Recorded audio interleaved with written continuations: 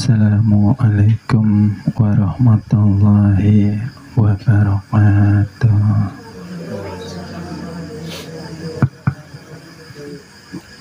Bismillahirrahmanirrahim.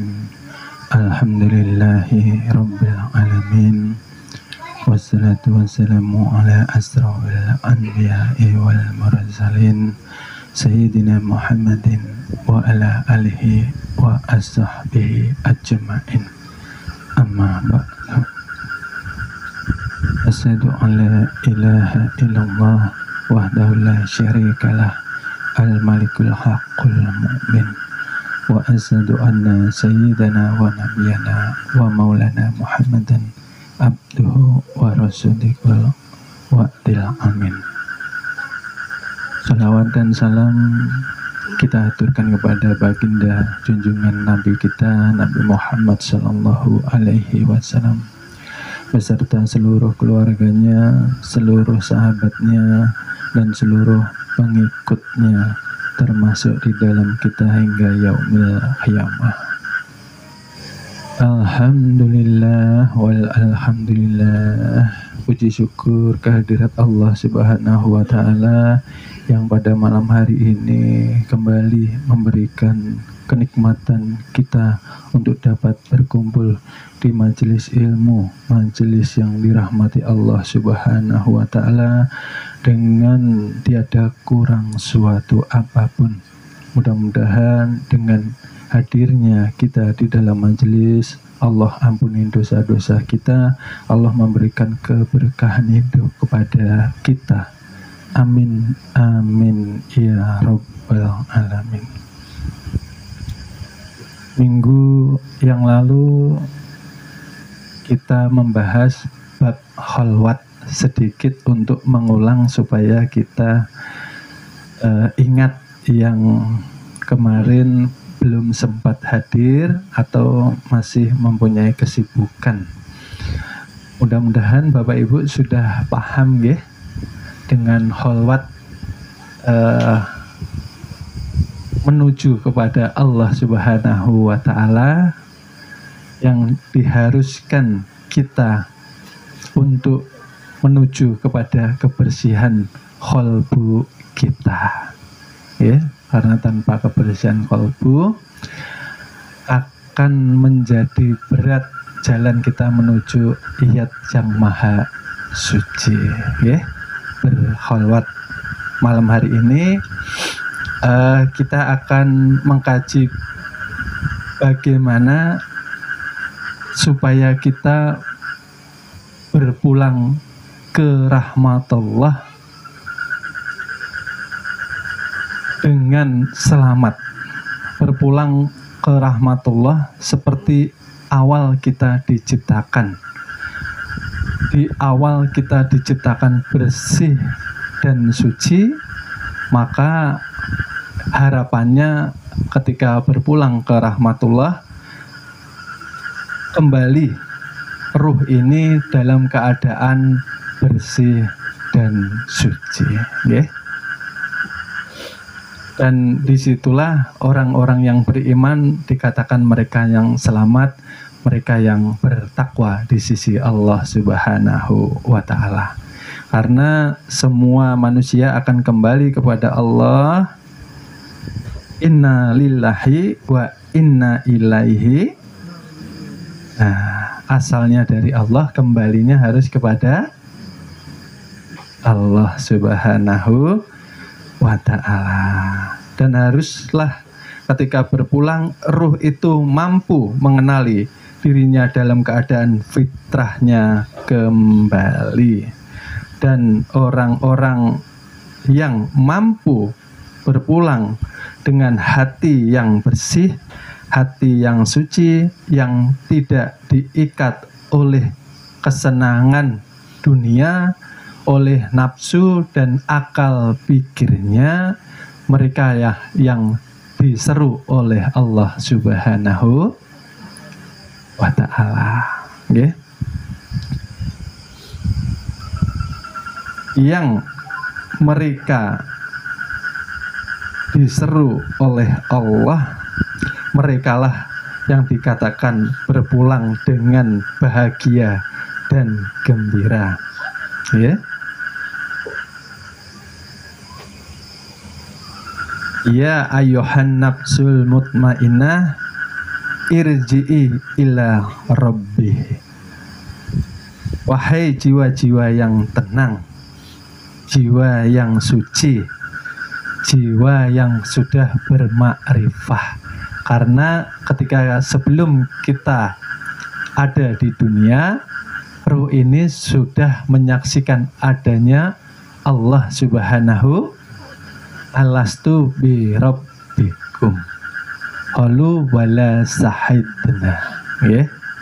Oleh sebab itu ketika berpulang jiwa yang tidak mengenal Tuhannya, mereka itulah yang berpulang dalam keadaan su'ul khatimah. Nah, mereka yang berpulang dalam keadaan su'ul khatimah. Dan orang-orang inilah yang sudah diseru oleh Tuhannya untuk kembali, maka kematian bukan merupakan ketakutan dan kengerian. Bagi mereka, kematian ialah anugerah, kegembiraan yang terbesar di dalam hidup mereka. Karena yang memanggil ialah mereka yang selama hidupnya dirindukan, selama hidupnya yang dicintai Allah Subhanahu wa ta'ala. Ya. Bapak Ibu, Rasulullah sudah mengatakan bahwa umur umatku rata-rata berapa Bapak Ibu? 60 sampai 70 tahun. Ada yang lebih, ada yang 75, 80, 90, bahkan mungkin ada yang 100. Tetapi itu sedikit. Yang mayoritas 60 dan 70 tahun. Itulah peringatan bahwa kepada kita, barang siapa sudah mencapai umur 40 tahun, masa kematangan iman seseorang seperti Rasulullah diangkat kenabian dan kerasulan, di situ siapa yang kebaikannya tidak mampu melebihi keburukannya selama hidupnya, maka disinilah pertanda keburukan yang akan dialami seorang hamba itu sendiri. Dan ini perlu kita renungkan Bapak Ibu, umur kita sekarang berapa? Nggih? Kalau belum mencapai 40, ya jangan bersantai, jangan bertenang-tenang, karena maut Allah yang hanya mengetahuinya. Karena maut itu sangat dekat dengan kita. Yang jauh ialah apa Bapak Ibu? Yang jauh dunia. Yang jauh ialah pikiran yang panjang angannya, yang menyatakan besok pasti hidup lagi. Yang dekat belum tentu besok ada yang menjamin kita masih hidup. Disitulah maka kita haruslah memperbanyak introspeksi diri. Kira-kira, nah ini, apakah kita sudah mengenal, sudah makrifat kepada Allah Subhanahu wa ta'ala? Itu jenjang pertama Bapak Ibu. Yang kedua ialah setelah mengenal, apakah kita mengimani Allah itu sendiri? Apakah kita beriman kepadanya di dalam keseharian kita Bapak Ibu? Itu yang menjadi tafakur kepada diri kita masing-masing. Karena semakin berkurang umur kita, maka akan semakin sedikit kesempatan kita untuk mengumpulkan perbekalan kita menuju kepada akhirat. Ya, inilah keajaiban manusia. Nyatanya tahu kematian itu pasti akan datang, tetapi tidak ada rasa cemasnya, tidak ada rasa khawatirnya. Hidupnya tenang-tenang saja, Tidak ada evaluasi atau peningkatan kualitas iman, ibadah di dalam diri itu sendiri. Tidak ada kualitas untuk memperbaiki yang namanya adab, akhlak, budi, pekerti. Karena kita sebagai umatnya Rasul, selalu saya ulang, kita harus mempunyai 4 sifat yang telah Rasul ajarkan. Ketika kita diajarkan sidik, artinya jujur, maka disinilah tempat kita untuk mengesahkan diri kepada Allah Subhanahu. Jikanya sudah jujur, maka pantang terhadap kita merasa hidup. Nah, inilah jalan-jalan orang bertawakal. Karena sesungguhnya hidup kita dihidupkan, mati kita pun dimati. Berarti kita ini seperti mayat sebetulnya. Jakannya Allah mengambil nikmat kodrat itu, kodrat kuasa. Maka batis atau kaki kada kawak, kada mampu, tidak bisa untuk bergerak. Itu Allah ambil kenikmatan kodrat saja, Bapak Ibu. Maka tangan tidak akan mampu mengangkat apapun, karena diambil nikmat kodrat. Artinya bahwa sifat itu bujur benar milik Allah Subhanahu wa ta'ala. Ini mengangkatkan kodratnya Allah yang terlihat di dalam pandangan batin kita. Nah, disitulah Bapak Ibu, disitulah hilangnya yang namanya kesombongan diri, ananiyah atau akuan diri ketika kita dipuji orang. Ketika dipuji orang, cepat-cepat kembalikan dengan kalimat alhamdulillah. Segala puji hanya milik Allah Subhanahu.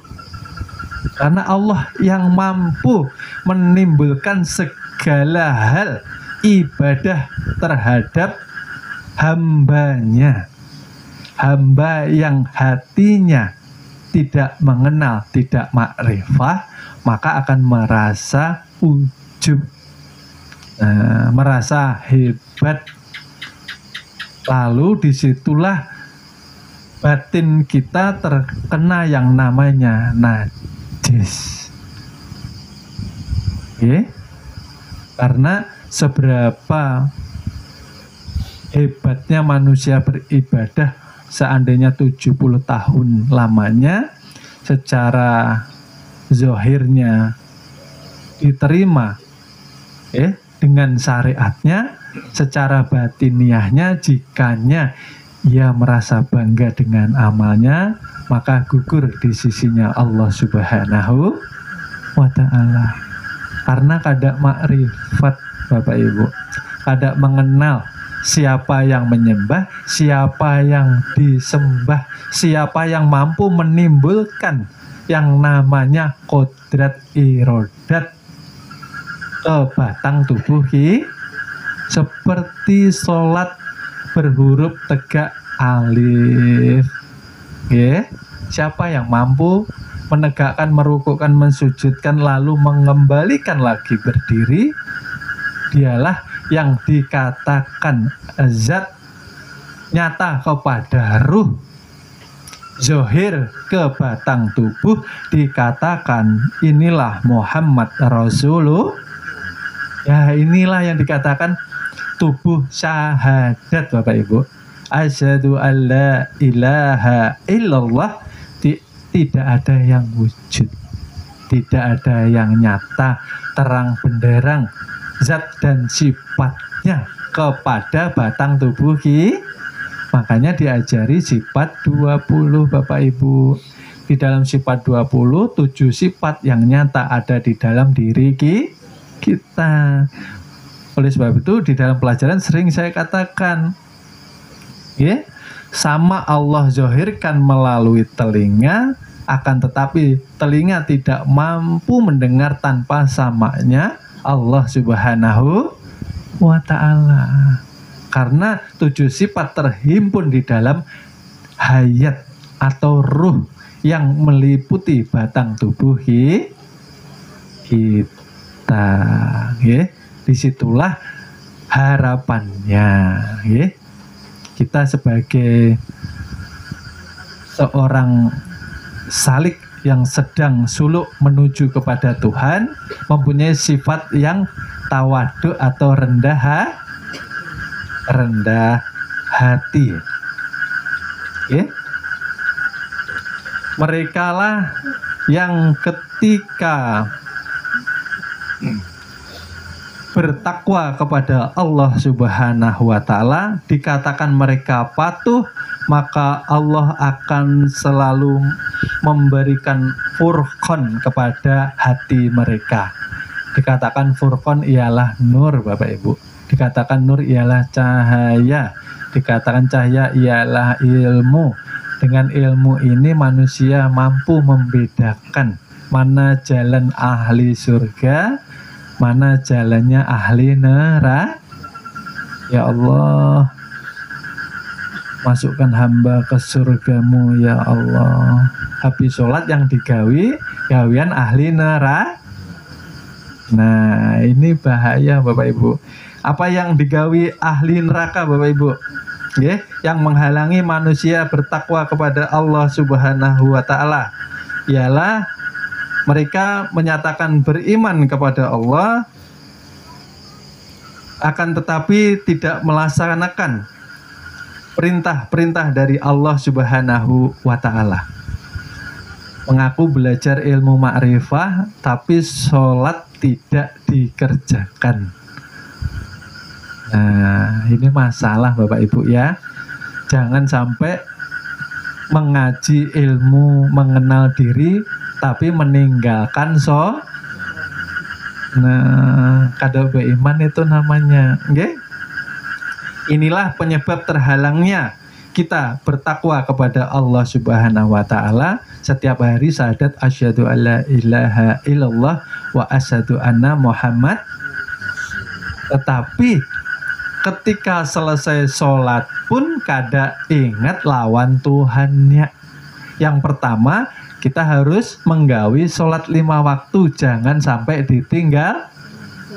Oke, Bapak Ibu, kita belajar di majelis, belajar mengenal Tuhan, bukan untuk meninggalkan sholat 5 waktu. Tolong dicatat, karena sebagian, mohon maaf, orang belajar ilmu ma'rifah karena belum selesai pemahamannya, maka mereka meninggalkan sholat. Mereka merasa menjadi Tuhan, lalu kada menggawi sholat 5 waktu. Nah, ini yang harus diluruskan.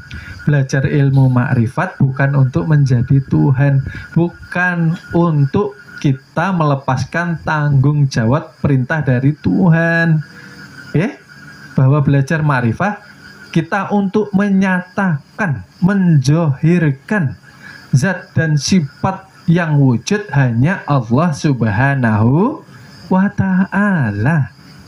Oleh sebab itu kita kada boleh nampak, kita kada boleh zohir. Kalau zohir manusia kada nampak sifatnya Tuhan. Yang terjadi, yang timbul sifat hewan dan sifat syah. Seperti itu loh maksudnya. Jangan terbalik-balik. Belajar mengkaji ilmu tasawuf atau ilmu ma'rifah setiap hari, maka akan terus ada perbaikan soal keimanannya, soal akhlak budi pekertinya, soal ibadahnya. Kalau selama ini mengkaji ilmu seperti ini ada perubahan, maka perbanyak istighfar. Malam hari kita susah istirahat, perbanyak istighfar. Astaghfirullahaladzim, ya Allah, umur sudah sekian, ibadahku gak karu-karuan, hatiku banyak penyakitnya, subhanallah, akhlakku jauh daripada apa yang diajarkan oleh junjungan Nabi besar kita, Nabi Muhammad Sallallahu Alaihi Wasallam. Bukan belajar makrifat itu kita bisa terbang, bisa menghilang, bisa melangkah ke Mekah dengan satu langkah. Itu urusan Tuhan. Karena keramat karomah itu hadiah, tapi bukan tujuan. Kalau pengen terbang kalah dengan burung, terbang duluan sebelum kita lahir. Nah, kalau pengen menghilang kalah dengan ijajil. Ijajil menghilang melangkah sejangkah sampai ke Mekah itu mudah bagi ijajil. Pengen menapaki air ya lebih dulu ikan. Seperti itu. Masa iya mau dicari? Itu hadiah bukan tujuan. Tapi terkadang seorang salik ketika diberi karomah lupa dirinya, maka akan terpeleset ke dalam kesiri, merasa aku bisa begini. Nah ini yang sangat membahayakan. Oke, Bapak Ibu, itu yang pertama yang menyebabkan kita tidak mampu bertawakal kepada Allah Subhanahu wa Ta'ala. Dan yang kedua, Bapak Ibu, ini sering saya ulangi, kita sering membaca Al-Quran, tetapi sering pula kita tidak mengerjakan, kada menggawe apa yang disuruh di dalam Al-Quran. Membaca diri untuk memperbaiki amal ibadah kita kepada Allah Subhanahu. Setiap hari membaca Al-Quran, setiap hari masih menggawe yang namanya berbohong. Ini Bapak Ibu, hal-hal yang kecil tetapi sering kita sepelekan. Ketika kita masih berani berbohong, maka kita masih dikatakan belum mampu tajali terhadap sifat basornya Allah Subhanahu. Sering saya ulang nasihat ini. Yang melihat itu Allah duluan, baru kita diperlihatkan. Kalau kita membohongi seseorang, maka kita membohongi diri, membohongi Allah Subhanahu. Itu sifatnya siapa Bapak Ibu? Kan sudah dijelaskan 7 sifat. Melihat, mendengar, berbicara, hidup, mempunyai ilmu, kodrat, irodat, mempunyai kehendak dan keinginan.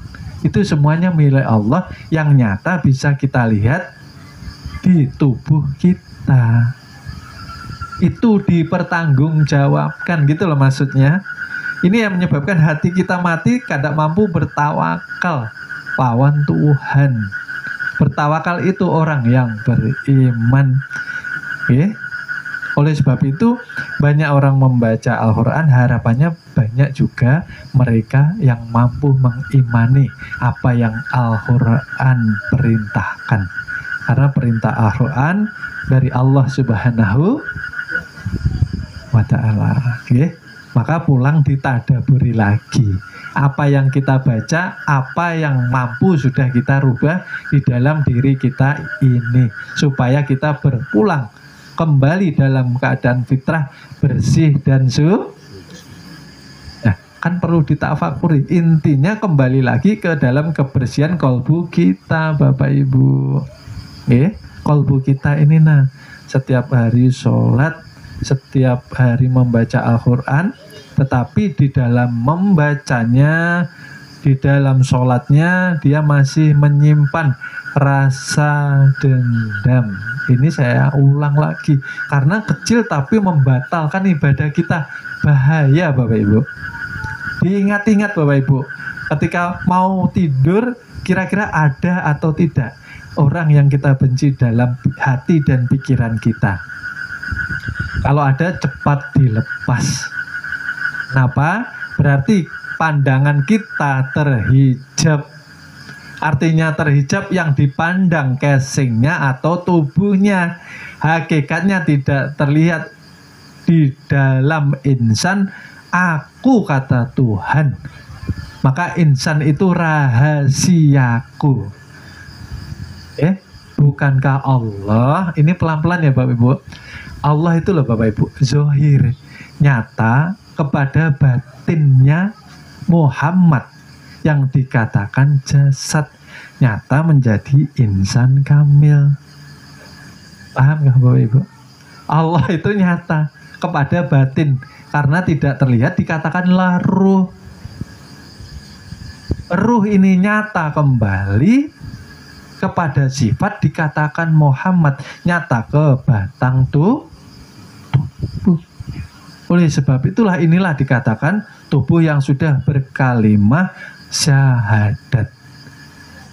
Dialah yang selamat. Yang selamat seperti apa? Yang ketika mengenal dia mengesahkan, tidak mau lagi berbuat perbuatan sifat hewan dan sifat syaitan. Kemana-mana ngaji, kemana-mana belajar, ke tempat para kiai, para ulama, alim, aulia, anbiya, tapi kadang mau merubah akhlaknya, budi pekertinya, lisannya. Karena kebanyakan ini yang menyakiti orang. Maka jaga lisan kita. Lebih baik diam daripada bicara, tetapi menyakiti hati. Hati siapa? Hati orang tua. Itu yang pertama, ya. Jangan sekali-kali menyakiti hati orang tua kita, apalagi ibu kita. Ibu itu seorang wali yang masih hidup. Kemana-mana kita ziarah ke makam wali, tapi berani sama ibunya, ya tidak mendapatkan apa-apa. Karena wali yang masih hidup ternyata disakiti, wali yang hidup dilupakan, wali yang hidup tidak dihormati. Yang masih ada bersyukur, minta ampun, minta ridhonya, supaya hidup kita ini menjadi berkah. Kalau hidup sudah diberkahi seorang ibu, yakinlah suatu saat, karena ridhonya ibu adalah ridhonya dari Allah Subhanahu, pasti berubah Bapak Ibu hidup kita. Walaupun kita tidak yakin, tapi ridho itu akan membimbing kita ke jalan kebahagiaan. Oleh sebab itu pesan saya, ngaji agama percuma kalau sama ibu berani, sama bapak menentang, sama orang tua menjadi durhaka, percuma. Agama itu untuk memperbaiki akhlak budi pekerti kita. Dengan saudara bicara yang baik, karena lisan ini lebih tajam dari pedang. Kalau pedang sebulan sembuh kalau dijahit. Tapi kalau kata-kata yang menusuk kadang sampai di bawah mati. Kalau orang pendendam ini Bapak Ibu, saya tidak akan melupakan kata-katamu yang begitu menusuk hatiku.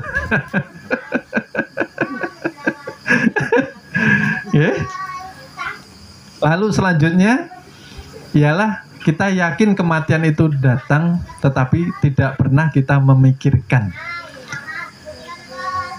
Bekal kita untuk berpulang ini yang kita bawa apa? Sering saya gambarkan bahwa hidup kita dengan istirahat kita bagi, dengan yang tadinya sebelum makrifah dan setelah makrifah dibagi lagi, Yang tadi diterima dan yang tidak diterima dibagi. Hari ini mungkin habis Bapak Ibu.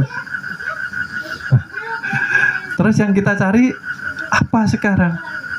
Keridhaan dari Allah Subhanahu wa Ta'ala itu Oleh sebab itu, ketika hidup, jadilah orang yang dikatakan bertakwa itu yang menurut, yang taat kepada Allah Subhanahu wa Ta'ala. Jangan hidup semau-maunya. Setiap hari makan, minum dari rezekinya Allah, tapi setiap hari tidak pernah hatinya ingat sama Allah. Berat sekali untuk zikir itu. Zikir itu maksudnya ingat toh Bapak Ibu. Makanya puncak zikir ialah sadar. Kalau masih membersihkan, zikir zahar. Oleh sebab itu kan ada tahap-tahapannya. Kalau zahar untuk membasuh kolbu supaya yang tadinya mati jadi hidup. Setelah hidup mampu merasakan. Yang dirasakan apa? Kehadiran Allah yang lebih dekat dari urat nadi kita. Oleh sebab itu haruslah kita rajin melafazkan zikir zahar. La ilaha illallah. Itu dijazamkan. Jadikan kesenangan kita. La ilaha illallah. Tanamkan ke dalam kolbu. Buang. Buang. Apa yang dibuang? Yang kita senangi selain daripada Allah itu sendiri. Yang tadinya berlebihan mencintai harta benda, yang sifatnya semua itu kan sebetulnya fata morgana, Bapak Ibu. Dikatakan fata morgana, kenapa Bapak Ibu? Setelah kita masuk alam kubur, ternyata semuanya hilang. Itulah yang dikatakan fata morgana. Rumahnya yang setengah mati dia bangun, jungkir balik, ternyata tidak dibawa. Mobilnya yang begitu setiap hari disayangi, gores sedikit kelahi sama tetangganya, gores sedikit. Ya Allah, saking cintanya dengan kendaraan tuh, ya Allah, ya Rabbi, ternyata nggak ikut, ternyata. Apalagi yang dicintai, anaknya, istrinya, ternyata sedihnya setahun, 2 tahun, 3 tahun paling mentok. Habis itu mereka ya menjalani kehidupannya kembali. Terus yang kita bawa ternyata amal ibadah, kebaikan kita selama hidup di dunia. Ternyata yang menyayangi kita, menyertai kita sampai ke alam kubur siapa Bapak Ibu? Allah dan Rasulnya. Masih ingat pertanyaan di dalam kubur Bapak Ibu? Sudah bocor semua atau sudah tahu? Man rabbuka katanya. Berarti yang ditanya ini yang hidup kayak yang mati Bapak Ibu? Yang hidup. Karena yang mati tidak bisa menjawab pertanyaannya, nggih? Nah, artinya ketika kita selama hidup merasa hidup padahal kita mati, maka ketika masuk ke alam kubur kita kada kawak menjawabnya, membisu, lalu dipukuli. Selama hidup kada mampu mengembalikan hidupnya Allah Subhanahu wa ta'ala. Ya Rabb, ya Tuhanku, hanya Engkau yang hidup. La ilaha illallah. Yang aku puja, yang aku cintai, yang aku utamakan hanya kepadamu ya Allah. Waktunya subuh, walaupun dia ngantuk tetap dia berdiri subuh gitu Bapak Ibu. Karena ingat mau mengembalikan haknya Allah. Kalau selama hidup sholatnya koler, sholatnya malas, berarti artinya tidak mengembalikan haknya Allah Subhanahu wa ta'ala. 7 sifat yang dititipkan ke batang tubuh ini amanah. Kalau tidak dikembalikan melalui bentuk ibadah, maka ketika masuk dalam kubur ada kawa menjawabnya. Oleh sebab itu belajar seperti ini, ilmu ini Bapak Ibu sangat disayangkan, ya.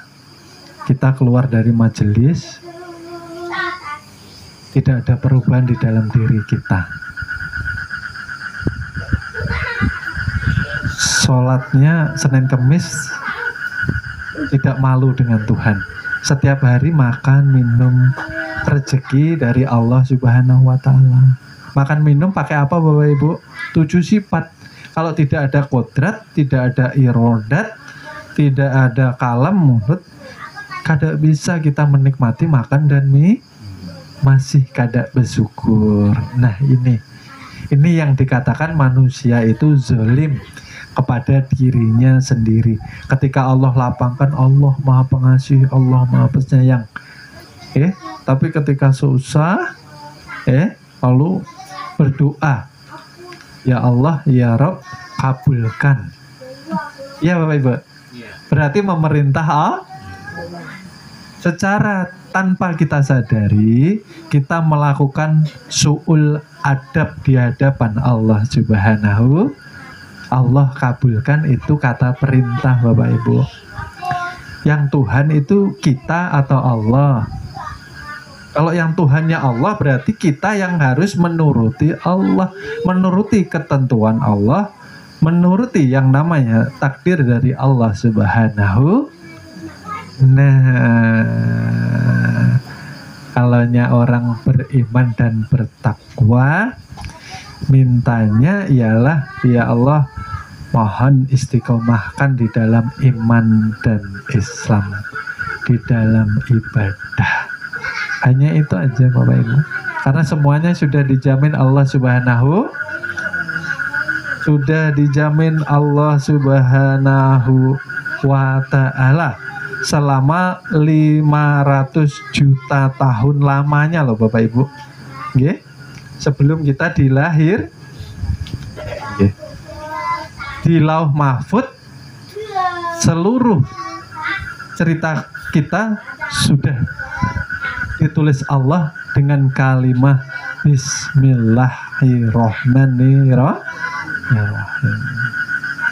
Oleh sebab itu Bapak Ibu, ketika kita ingin selamat berpulang ke rahmatullah dengan keadaan bersih dan suci, maka pulangkanlah hak Allah yang ada di dalam tubuh kita.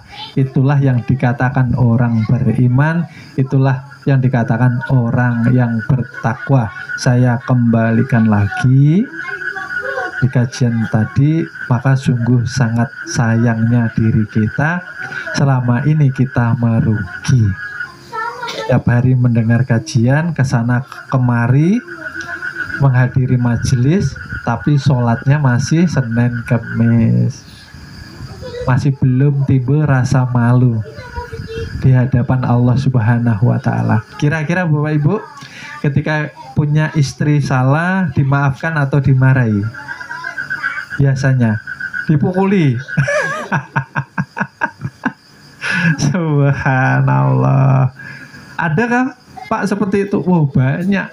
Bukan hanya di sinetron. Sinetron itu mengangkat dari kisah nyata manusia. Subhanallah. Ada suami memukuli istri, ada istri yang menjolimi suami. Luar biasa. Maka agamanya Islam. Islam itu dikatakan selamat. Siapa yang selamat? Yang mengenal diri. Setelah mengenal diri kadang mau maksiat. Ini sudah mengenal diri tapi maksiatnya jalan. Subhanallah. Artinya mempermainkan Tuhan. Ada apa-apa kata Tuhan? Hiduplah semaumu. Aku sudah memperingatkan dengan Al-Quran. Aku sudah memperingatkan dengan para nabi dan rasul yang aku utus ke dunia. Nanti yakinilah ada hari pembalasan. Masih ada yang tidak percaya hari pembalasan. Berarti kitab suci kita hanya seperti bacaan saja, tidak kita imani. Maka oleh sebab itu ketika mengaji di majelis, muliakanlah istri kita. Itu pesan saya. Muliakanlah suami kita. Jangan lagi ada kebohongan antara suami istri. Kalau suami membohongi istri berarti tidak sayang. Kalau istri membohongi suami, sungguh terlalu. Karena suami yang menafkahi Subhanallah. Istri-istri seperti ini, mereka yang harusnya banyak meminta ampun kepada Allah Subhanahu wa ta'ala, karena mereka sudah tidak aman dengan harta benda suaminya. Nggih? Seperti itu. Dikatakan tawakal, kembali kepada kajian yang dikatakan penyerahan diri kepada Allah Subhanahu wa Ta'ala. Maka sebelum kita melangkah dari rumah pun kita harus menyerahkan hati bersandar kepada Tuhan, karena segalanya sudah dijamin oleh Allah Subhanahu wa Ta'ala. Kewajiban kita ikhtiar, Bapak Ibu, berusaha. Selebihnya Allah lah yang menentukan hasil akhirnya. Ketika kita menjemput rezeki, maka yakini Allah sudah menakar, tidak akan tertukar rezeki itu kepada kita di dalam hal rezeki, ya Bapak Ibu. Okay? Maka mereka yang khawatir, mereka yang takut di dalam rezeki, dikatakanlah mereka tidak mengimani janji dan kepastian dari Allah Subhanahu wa Ta'ala itu sendiri. Okay? Maka Bapak Ibu, ketika kita diuji dengan sedikit kesusahan, sedikit kesempitan, sedikit kesulitan, barang siapa yang sabar terhadap ujian yang aku titipkan kepada mereka, maka aku angkat derajatnya di sisiku, kata Allah Subhanahu wa Ta'ala. Dan sifat orang tawakal ialah mereka pandai bersyukur terhadap nikmat-nikmat Allah yang Allah berikan kepada kita. Selama hidup pastilah banyak kenikmatan daripada kesusahan yang Allah berikan kepada kita. Nah, oleh sebab itu Bapak Ibu, kalau kita nyata banyak nikmatnya, maka syukuri dengan ibadah, syukuri dengan beriman, syukuri dengan bertakwa yang sering kita jabarkan. Ketika hari ini kita meninggalkan sholat, artinya kada bersyukur. Kalau hari ini banyak lupanya daripada ingatnya, berarti kita kufur. Ketika hari ini kita tercatat di sisinya Allah berbuat kejahatan, maka dikatakan kita bukan orang bertakwa. Karena hanya mereka yang menurut, mereka yang tidak mampu mengerjakan maksiat di hadapan Allah Subhanahu wa Ta'ala. Seperti itu. Karena kita harus tahu Bapak Ibu, jangan hanya makrifat ini, jangan hanya pengetahuan, tapi diimani. Maka sering dikatakan setiap nama ada wujudnya. Betul Bapak Ibu? Seperti ini saya katakan parfum. Namanya parfum, ada wujudnya Bapak Ibu? Ada. Betul? Nah, ada. Lalu seperti ini, air aqua, namanya ada wujudnya Bapak Ibu? Ada. Kalau Allah Subhanahu wa Ta'ala, nah, tersenyum. Jangan takut Bapak Ibu, jangan takut. Setiap nama ada wujudnya. Setiap wujud menyatakan kenyataan sifatnya. Lalu mana Allah? Dikatakanlah tadi yang saya terangkan, Allah nyata kepada sifat batin yang tersembunyi, maka dikatakanlah dia ruh. Pelan-pelan Bapak Ibu. Ruh nyata kepada sifat, dikatakan Muhammad nyata ke batang tubuh. Setelah menyatu ruh dan jasad dikatakan insan. Insan inilah rahasia tuh, tetapi itu yang menyatakan Allah. bukan manusia. Kalau yang menyatakan manusia, nah kafir. Menyatakan dirinya Tuhan. Ini yang menyatakan Allah. Kenapa? Karena kita kada mampu mengakui, kita kada mampu menyatakan. Bukankah tadi kita dikatakan bersifat la haula wala quwata. Yang la haula mana Bapak Ibu? Yang la haula. Yang la haula batang tubuh kita. Maka dikatakan Adam. Sejak awal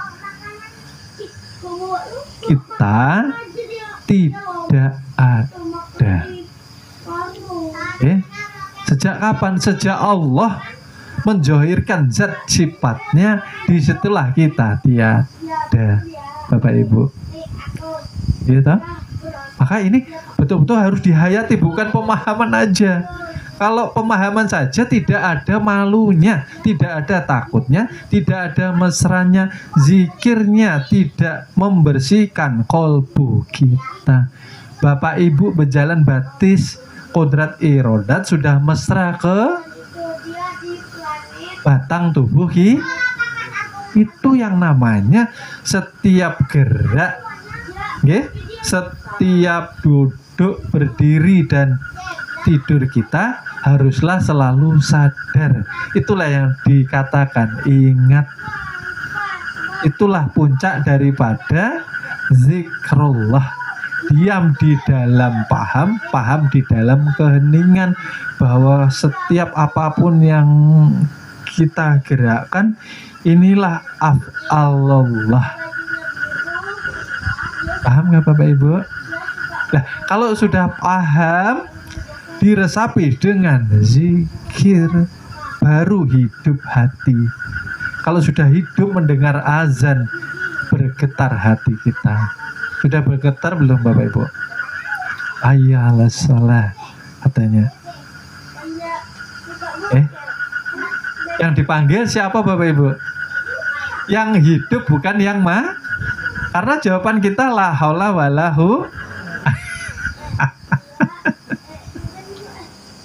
Subhanallah.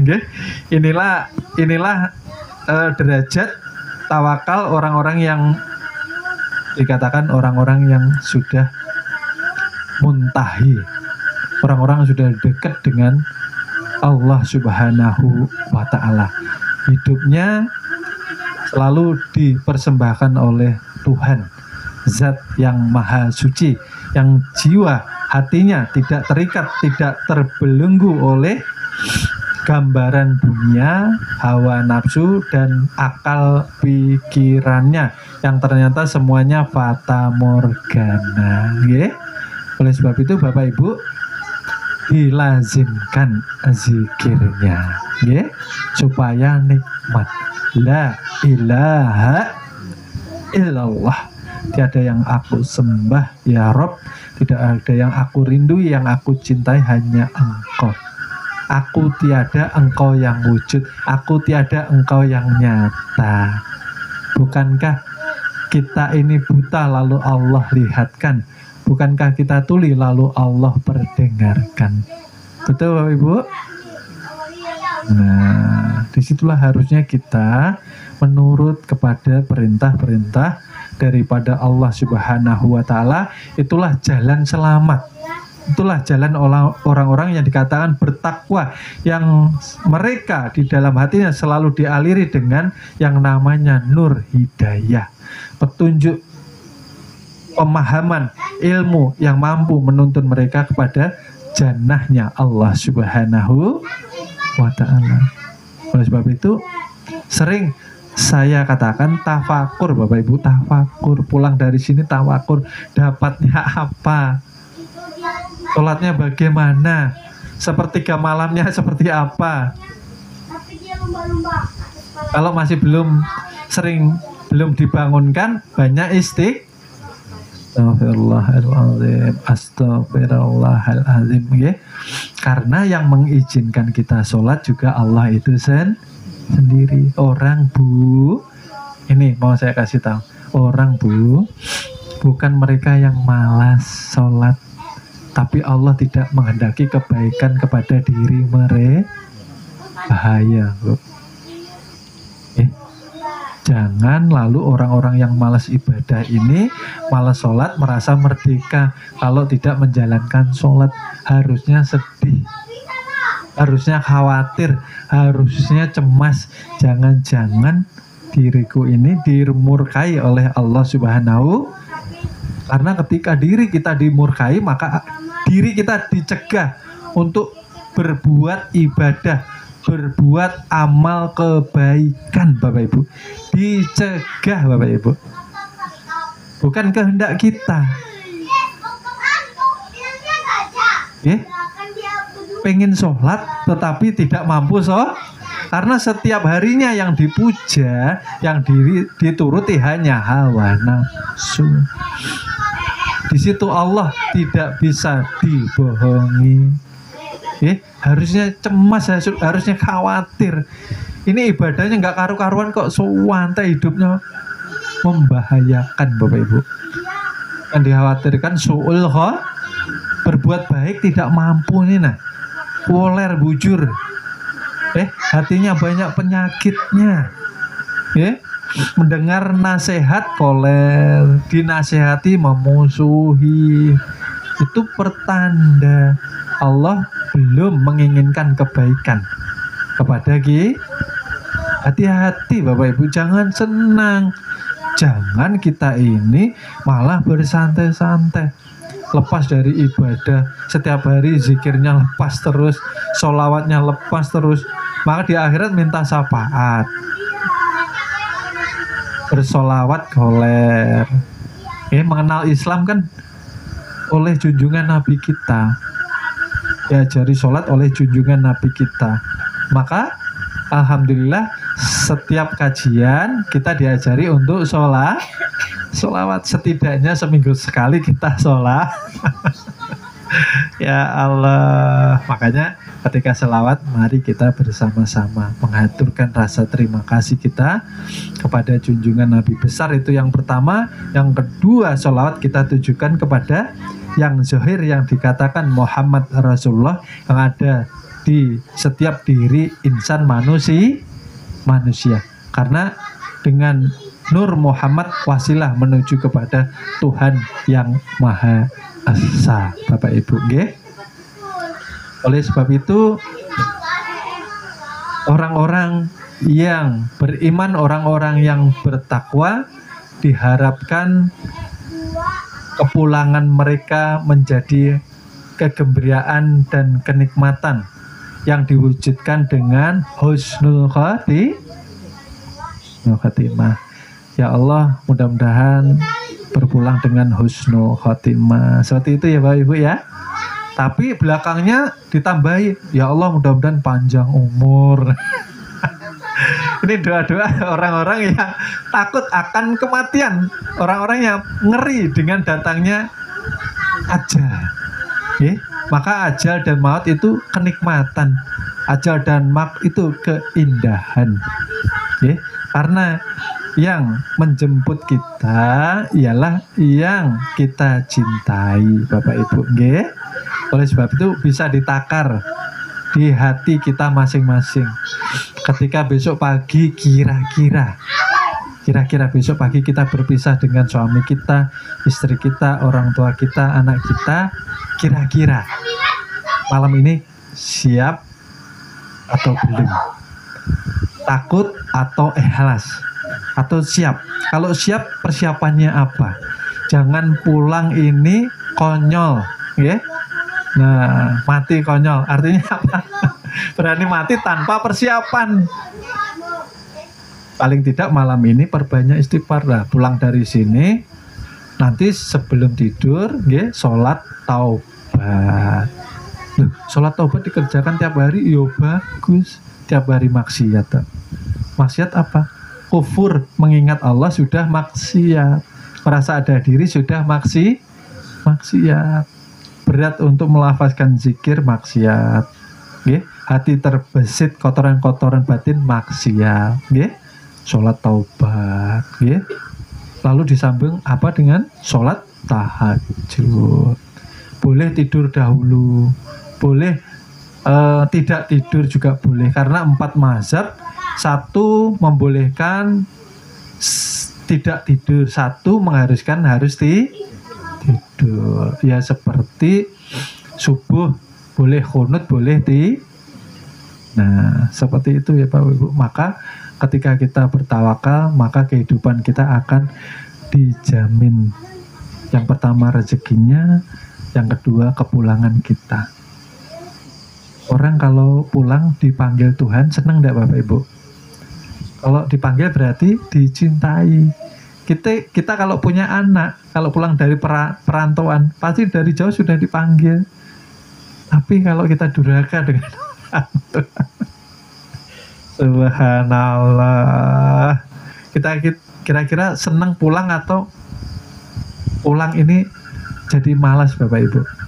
Pulang ini malas, tetapi azab kubur sangat pedih. Mau tidak mau harus pulang. Kalau tidak bertakwa, tidak ada jalan selamat. Takwa itu menurut apa yang dituruti perintah Allah. Selama ini tapakur, selama ini kita nurut atau bangkang. Ini untuk diri ulun pribadi khususnya. Karena ulun juga banyak dosa, ulun juga banyak salah dan khilafnya. Untuk ulun pribadi, ulun ini menyampaikan seperti ini. Jangan sampai kita hidup ini sia-sia, selalu panjang umur lalu melahirkan sifat lalai. Besok hidup, lalu malas untuk memperbaiki diri. Maka ulun ini pulang ini kadang ada yang ulun sandarkan. Ada bisa ulun nih minta jagain istri ulun, umpamanya anak ulun. Anak yang soleh akan menyelamatkan orang tuh di dalam syariatnya. Lah bagaimana solehnya anak ini kalau mereka belum ma'rifah? Khatam Al-Quran, maka memberikan mahkota kepada orang tuh. Nah kalau khatamnya mereka yang masih merasa mengkhatamkan, bukankah ini digolongkan di dalam syirik qafiul qafi? Merasa mampu membaca, merasa mempunyai amal ibadah. Dan disitulah anak-anak kita dikhawatirkan Bapak Ibu tergelincir kepada najis batin. Khawatir enggak Bapak Ibu? Khawatir. Maka jangan menyandarkan keselamatan ke anak cucu kita harus selamat. Bagaimana selamat? Setelah mengenal, bertakwa, mengembalikan seluruh hak milik Allah Subhanahu wa Ta'ala. Hidup sebentar Bapak Ibu, sebentar untuk ulun sendiri, karena setiap hari ada ambulan. Ada ambulan diantar ini Bapak Ibu, mau nggak mau teriak-teriak itu jasadnya, tapi orang ada denger aja Pang, teriak-teriak ketakutan diantar ke kubur itu loh. Pada di dalam kubur itu Bapak Ibu, disitulah dibuka salah satu banyaknya daripada jendela-jendela dari surganya Allah Subhanahu. Nyaman di kubur itu. Masa dibukakan salah satu pintu-pintu dari surganya Allah Subhanahu wa Ta'ala, ketakutan. Nah, ini kan terbalik.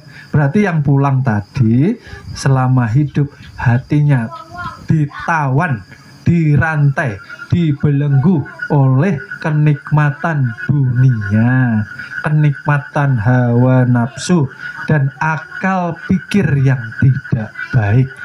Karena dunia itu seperti lautan Bapak Ibu. Barang siapa tidak hati-hati, maka akan hanyut, akan tenggelam. Nah, karena dunia ini sandiwara. Jujur ya Bapak Ibu. Nah, maka siapa yang lupa bahwa hidup ini hanyalah sandiwara yang Allah sampaikan kepada manusia, siapa yang terjebak dalam sandiwara itu tadi, maka hanyutlah dia di dalam dunia itu. Tuh. Kada selamat bahaya Bapak Ibu, nggih. Sebab itu harapan kita setiap minggu kita mengadakan kajian seperti ini, tujuan akhirnya ialah mengingatkan ulun khususnya. Umumnya untuk pian seberataan. Mari selamatkan diri. Ini titipan nggak Bapak Ibu? Diri ini milik kita kah lain? Lain. Titipannya siapa? Titipannya Allah. Harus dikembalikan kepada Allah. Yang tadinya mulus bersih harus kembali mulus dan bersih. Kalau rental itu, kalau kita rental kan kita jaga bujur-bujur ya Bapak Ibu. Takutnya apa? Didenda. Dan ini manusia dipinjemi tubuh, dipinjemi ruh, dipinjemi 7 sifat. Gak ada takut-takutnya gitu. Kalau lecet ya apa? Artinya lecet apa?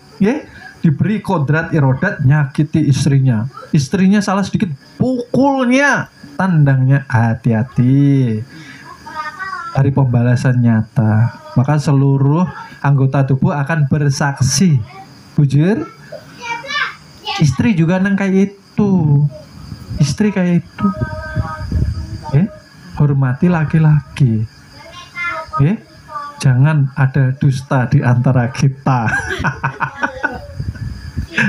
Karena kalam, mulut, bibir pun akan bersaksi. Hati-hati Bapak Ibu, ya Allah, jangan nuruti kesenangan yang sifatnya sementara. Nanti siksanya selama hidup yang benar-benar di jalannya yang dituntunkan oleh Al-Quran. Itu pegangan kita loh Bapak Ibu. Al-Quran dan sunnah Nabi itu kita pegang bujur-bujur supaya selamat. Jangan keluar dari dua ini. Al-Quran mengajarkan kita untuk bertakwa. Turutilah Allah dengan segala perintah dan petunjuknya. Jauhi segala larangan dan yang dimurkainya. Lah kita ini loh hidup numpang, tubuh ya dipinjami, lalu lupa diri. Subhanallah.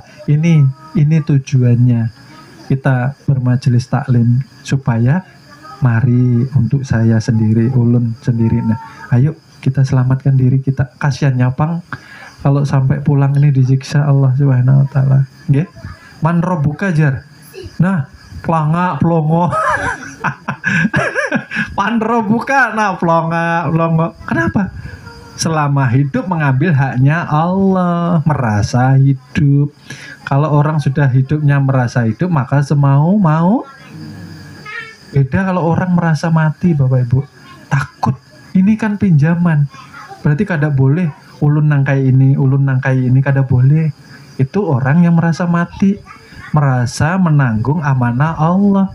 Maka ketika pertanyaan itu hadir, Allah yang menjawab. Karena yang hidup Allah itu kita sudah menyerahkan diri selama masih hidup, maka dikatakan mati sebelum mati secara maknawiyah. Ya Allah. Itulah Bapak Ibu, seperti itu. Mudah-mudahan kajian malam ini, karena terbatasnya waktu, sebetulnya ini harusnya masih mukadimah Pang ini. Subhanallah. Akan tetapi dengan terbatasnya waktu, ulun sampaikan sampai di sini. Mohon ampun, mohon maaf, mohon ridhonya pian cebrataan dunia wal akhirat, karena ulun menyampaikan masih sangat banyak salahnya, masih banyak khilafnya, masih banyak kurangnya. Karena ulun sadar bujur bahwa kesempurnaan datangnya hanya dari Allah Subhanahu wa ta'ala. Ulun akhiri sekian.